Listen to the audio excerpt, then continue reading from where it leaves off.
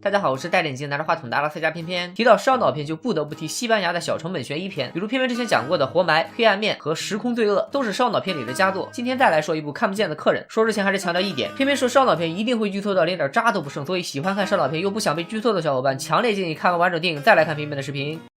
还不管啊？那一会儿被剧透了可别怪我。男主角小黑是一个走上了人生巅峰的企业家，但是莫名其妙的被卷入了一场谋杀案，所以他请了当地最厉害的女律师为自己辩护。律师说：“我赢过的官司比我头上的白头发还多，你一定要把你知道的一字不落的告诉我。”然后小黑就开始讲起了事情的经过。小黑搞婚外恋有一个情妇，有人利用这个丑闻威胁小黑，让小黑送10万块钱到一家酒店的房间里。但是小黑和情妇来到酒店以后，小黑被人打晕，等他醒来发现情妇已经被谋杀，小黑就被当成了犯罪嫌疑人。律师说：“你的说法有瑕疵啊，开门的钥匙只有你有，窗户也只能从外面打开，因此这是一起密室谋杀案。凶手是怎么消失的呢？”律师又拿出了一张报纸，上面报道当地有一个叫小白的年轻人失踪了。小黑看了报纸以后紧张起来，然后开始坦白。3个月前，小黑和情妇来到郊区私会，在回去的路上，小黑因为对自己老婆孩子的愧疚，对情妇提出分手。然后两人眼前突然出现了一只傻狍子，不是鹿晗，真的就是傻狍子。小黑猛转方向盘，撞上了对面一辆车，导致车上的小白当场身亡。注意，被指控谋杀情妇的是小黑，被小黑和情妇撞死的是小白，千万别搞混了啊！我接着说，情妇阻止小黑报警，说如果报了警，小黑就会身败名裂。两个人打算先开车逃走，却发现车子无法启动。这时候一个路人甲开车经过，情妇就假装成另一辆车的车主和小黑在解决纠纷，骗过了路人甲。然后情妇说，既然已经有了目击证人，我们必须要毁尸灭迹。小黑开着小白的车来到湖边，连车带人推进了湖里。小黑的情妇留在车上等小黑的时候，遇到了一个好心的大爷，把他带回了自己家，帮他修好了车。但是万万没想到，这个大爷就是小白他爸。情妇吓得赶紧离开了小白家，和小黑碰头。两人商量以后，决定把小黑的那辆车处理掉，然后报警说车被别人偷了。没过几天，小白失踪的事上了新闻，因为小白的爸爸曾经帮小黑的情妇修车，因此警察迅速锁定了小黑的情妇以及小黑的车。但是小黑偷情的时候刚好提前伪造了自己去巴黎出差的各种记录，因此就有了不在场证明。警察没有别的证据，只好不了了之。又过了几天，新闻爆出小白并非失踪，而是偷了银行的钱携款潜逃。小黑暗地里找到情妇，情妇说那天晚上他拿走了小白的钱包，用小白的身份证、银行卡盗刷了银行的钱，嫁祸给小白，这样就可以摆脱自己的嫌疑。果然最毒妇人心，这个情妇简直就是表中表啊！别着急，咱们接着往下看。小黑说他怀疑杀死自己情妇、嫁祸给自己的人就是发生车祸以后路过的路人甲。路人甲当时就发现了小黑撞死人，所以趁机敲诈小黑。律师说你的这种说法还是有瑕疵啊！路人甲如果只是为了钱，那为什么钱没有被带走，而是撒了一地？他杀完人以后又是怎么逃出房间的呢？还是我来帮你编吧。杀死你情妇的不是那个路人甲，而是小白他爹老白。只有他有充足的杀人动机，因为连警察都帮不了他，他只好自己动手找你们俩报仇。小黑说，如果是小白他爸杀的人，那他又怎么逃出这个房间的呢？律师开始翻现场照片，发现在酒店走廊的照片里刚好拍到了小白他妈。原来小白他妈是酒店的工作人员，所以可以推测出小白他爸在小白他妈的帮助下提前潜伏在小黑的房间里，出来以后先打晕小黑，再杀了小黑的情妇，嫁祸给小黑，从而实现复仇。又在小白他妈的帮助下从窗户离开房间，来到了他们提前做好的隔壁房间。而小白他妈跟警察一起进入房间，锁上窗户，制造出了密室杀人的假象。律师又给小黑出主意，因为小白被杀案发当天你有不在场证明，所以你就一口咬死撞死小白以及毁尸灭迹都是你情妇一个人干的。你现在只要告诉我你的沉尸地点，咱们把你情妇的某件东西放进那辆车的后备箱里，就能把锅全部推到你的情妇身上了。这样撞死小白的是你的情妇，杀死你情妇的是小白他爸，你就可以无罪释放了，是不是没毛病？小黑心服口服说何止没毛病，简直想给你刷一波666，然后告诉了律师自己的沉尸地点，还告诉律师其实当时推车到湖里之前小白并没有死透，但是小黑已经走投无路，所以还是连人带车推进湖里杀人灭口。律师听了以后情绪非常激动，但还是决定帮小黑辩护。但是他突然提出了一个大胆的假设，会不会小黑其实一直在说谎？撞死小白以后想报警的是小黑的情妇，小黑为了自己的前途阻止情妇报警，诬陷小白银行诈骗携款潜逃的也是小黑。其实小黑的情妇内心非常愧疚，所以把事情真相告诉了小白的父母，还发短信骗小黑来到酒店，希望小黑拿10万元补偿给小白的父母，并且要2个人一起投案自首。但是小黑当然不会同意，所以亲手杀死了自己的情妇，然后撞破脑袋伪装成受害者。小黑说你这不是扯犊子吗？我没有杀人，杀人的是小白他爸。律师拉着小黑来到了阳台，让小黑仔细看对面大楼，居然发现小白他爸就站在对面大楼的阳台。律师说小白他爸已经把事情都告诉我了，他根本就没有杀人。小黑说那你怎么解释这张拍到了小白他妈在案发现场的照片？律师说你仔细看一下照片中走廊的镜子，这张照片是我 PS 的，那天小白他妈根本就不在现场。我做这一切就是想告诉你不要总是自作聪明，你一定要把所有真相都告诉我，我才能帮你做出无罪辩护。现在你说实话吧，情妇到底是不是你杀的？小黑彻底被律师征服，亲口承认是自己杀死情妇。律师说我下楼抽根烟整理一下思路，一会儿咱们再接着唠啊。律师走了以后，小白突然觉得事情有点不对劲，他发现律师留在桌子上的钢笔居然是一个窃听器，而小白他爸在对面大楼已经把2个人的对话全部录了下来。律师也来到了对面大楼的阳台，当着小黑的面慢慢摘掉了隐形眼镜和假发。原来这个律师竟然是小白他妈假扮的，夫妻俩里应外合，一步步骗小黑上钩，让他亲口说出自己杀人的真相，终于给儿子报了仇。